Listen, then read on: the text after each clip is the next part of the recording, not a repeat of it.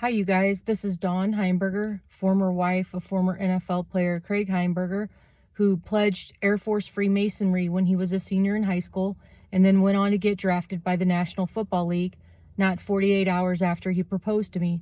So I have 3 friends, all strangers to one another, who've repeated the same things. They see my life playing out in these secret society meetings, and they say that Craig proposed to me because the NFL knew that I had 33-degree secret society lineage. And I certainly believe that that's 100% true, because we were together almost 3 years, but he got down on one knee the night before the 1999 National Football League draft. And so that tells me that he had a reason. He was maybe afraid that they weren't going to draft him if he wasn't bringing the 33-degree granddaughter so that the NFL Masonic All-Star team could be stacked. So I was choked 6 months pregnant, June 2013. I was choked 9 more times, thrown into a dresser, financially bankrupted, and mentally and physically completely abused. And so a former NFL player turned lawyer named Pete Woods guided me, told me who to hire, and then he proceeded to pressure the judge and the guardian ad litem and told them she's going to embarrass the NFL, take her kids away. And that's exactly what they did. And so they got away with it using what Craig explained to me is the secret society, Freemasonry, and him and Peter up at the top. And so they used it to completely destroy my life. I could not get a job except working for a man named Reginald Harwell while divorcing the NFL player who choked me on 10 occasions. And I have an audio recording of that, which means he's 750% likely to kill someone. So I began working at 3 Eagle Center in O'Fallon, Illinois.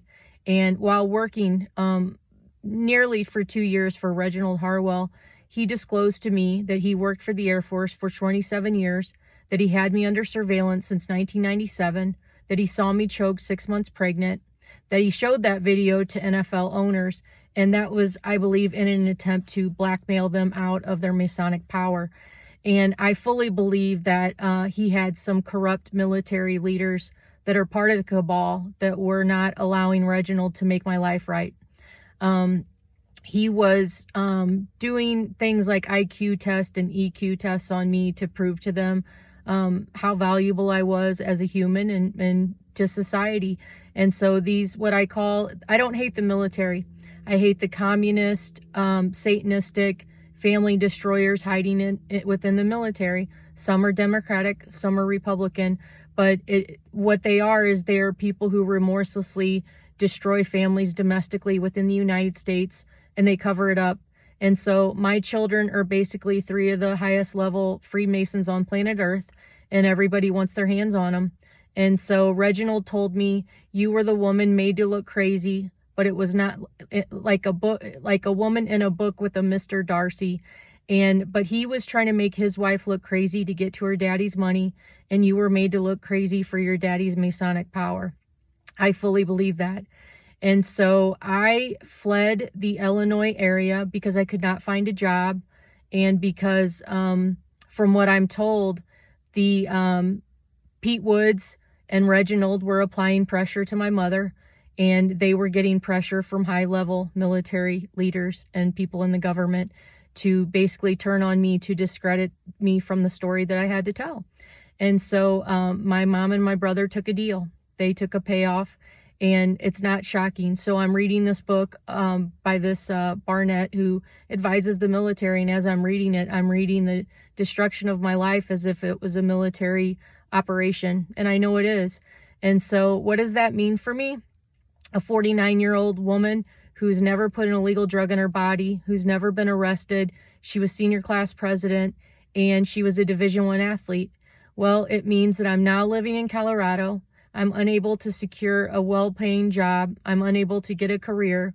You know, I applied to be a police officer, and I passed the written test, and amazingly, even though I'm an athlete, I didn't pass the physical. And I'm told that was by design. It's actually my brother's territory. And so, wow, you know, our family truly shows how wicked secret societies are. They will split it. They will split families right down the middle, and put you on the good team or the bad team, and they'll just completely annihilate you. So I now live in my car in Colorado. So there's my blanket in the back seat. I haven't folded it yet, but I have now had 3 experiences where I heard a gunshot where I was residing once, and then the next night it was in a completely different city in a parking lot, and then a third time. And so what you're watching, if you're watching the meetings, you're watching a mother be tortured, living without your children. My kids went to school nearly 3 years ago and they never came home. And so, you know, that was by design. It was because my husband has these high ties to the military, specifically the Air Force, and to the NFL. And those are just facts. I'm just stating facts. So if anybody wants to attack those facts, then you have to ask, what is their motive for attacking your facts? Well, a strong motive is that they want their hands on my kids, specifically my nonverbal son, who's going to be 12 this month, and well, in a few days. And they see them as a prize, and it's absolutely un-American. And I can see why the person who I'm told wanted to destroy this pyramid scheme, why they wanted it done, because it's absolutely wicked. And so I'll show you, you know, what it's like to live in your car. It is absolutely not fun to be sweltering in the hot sun. It's absolutely just horrible to basically have your whole life contained within a car. Everything that you need has to be within this car. And so there's my gym bag, and I keep clean clothes, clean towels in there, and then I organize all my clothes laid out flat, so hopefully that they don't get wrinkled, but they do sometimes. And so I'm sure I'm misdocumented on that.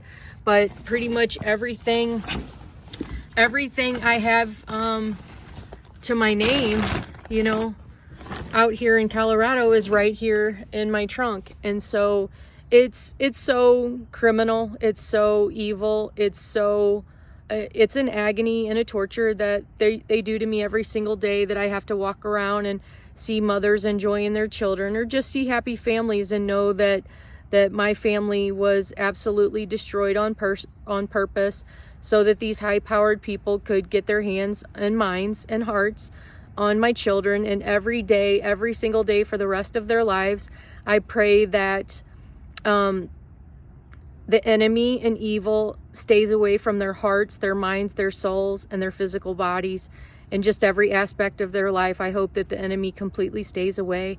And so these people are so big on softly disclosing. My ex-husband told me all their terminology, soft disclosure. So when I was working for Reginald Harwell, former Air Force guy, he took me onto Scott Air Force Base, and the guard perked up, and he was absolutely impressed by whatever badge he was looking at. And so it's odd that the Office of Special Investigations say there is no Reginald Harwell that ever worked at Scott, but he's not the man. I spoke with Agent Bell. He wasn't real concerned that someone brought me on to base, showed a badge that was very impressive. He wasn't real concerned with tracking down who Reginald Harwell really is. So Reginald wrote on a dry erase board all the phases, and those phases were following the destruction of my life. It was following the timeline of when my divorce trial was, of when my divorce was final. And then this August, there was supposed to be something where my life was made right. And so now it's August 2025, and yet a Midwest soccer mom who, as Reginald said, was made to look crazy, but not for her daddy's money, but for his Masonic power, is living in her car. And, you know, as Reginald told me, you know, my family was destroyed to expose the deep state, and yet they let me live in my car with maybe a little bitty tiny thing of glass separating me from anybody who wants to walk up. So I'm not afraid of anything. I'm truly not, other than, you know, what any parent fears for their children, that their kids are sad or hurt. And that's why I want my children back today. I want my life made right today, and that will never change. And so, but I do like to take calculated risks, and I think that what I'm being put through is just it's not it's being done by just evil people who are indifferent, and it's just un-American. It's a violation of my civil rights. So if Reginald Harwell was surveilling me in my home, how did he get that video? Well, I think I know how he got the warrant. I know at least one warrant came in 2003 when an Air Force member that was close to my inner circle gave us a little coin that had been blown up in training exercises, and it had all these explosives on it. So me and my husband were detained at the airport for hours, and I believe that put us on some sort of watch list that allowed Reginald Harwell and his team of people to begin surveilling us legally. And I think prior to that, it was being done illegally. And so it's pretty crazy to know someone watched you choke while pregnant, and they're not either not doing it or not being allowed to use that video for the purpose that it should be used, which is to reunite the mother and the victim with her children. But they use this technique, the military and all these high-level people, they use this technique called DARVO. They deny everything that you're saying. They attack the victim, which is me, and then they reverse who the victim and the offender are. So the other day I went into a Starbucks and I had a water, and then I felt different, and I felt, I felt like it changed my thinking process, and it made me say things that I normally wouldn't say. And I think that what these high-level military people are doing right now, because I'm told I have tens of millions of people that care about me, and I thank you guys so much. I encourage you to keep fighting and voting for me, because this truly could be your child living in their car in Colorado with gunshots going off. And so, and having her children basically heisted through the court system, stolen, human trafficked through the court system by high-level elites. And so, Reginald Harwell alluded to Art Rooney of the Pittsburgh Steelers bankrolling stuff. He also referenced Stan Kroenke and encouraged me to open a Sam's Club account. And so I fully believe that those two NFL billionaires were 110% well aware of my job, and were maybe even bankrolling some of it in an attempt to keep me in the St. Clair County, Illinois area, keep me making only $20 an hour, making sure I didn't have enough money to fight the NFL player in court, and that Reginald was being allowed to hijack my Masonic power that formerly my NFL player husband was hijacking. And so I'm very glad to be out here in Colorado. Absolutely very glad. Very glad that at this moment there should be nobody hijacking my power. Nobody, not based on where I live or where I work. It should reside 110% with the person whose DNA is inside of them. And so in my opinion, that's going to be what returns my kids to me, and I want them home today. I want my life made right today. And so if these NFL owners are bankrolling it, if these high-level communistic, satanistic military people, I don't hate the military. I don't hate the military at all. I'm very disappointed. I'm disappointed that I can't get more answers out at Scott Air Force Base of who I was working for, what his real name is. And they should be the first ones that want to find out who came onto their military base showing an ID. But they're not. And so right now what they're trying to do is they're trying to character assassinate me. They're trying to get less people to care. And if they can do this to me, they can unequivocally do it to you, and they wouldn't hesitate. And so God bless you guys. Please keep voting for me. Please don't let them, please don't buy the lies that they sell. Just know that they have the highest grade. They had an unlimited checkbook as far as I'm concerned. They had an unlimited checkbook that was being bankrolled through Scott Air Force Base to surveil me, to make me look like somebody that I wasn't. And that's exactly what Reginald said. You were made to look crazy so that they could take my kids away.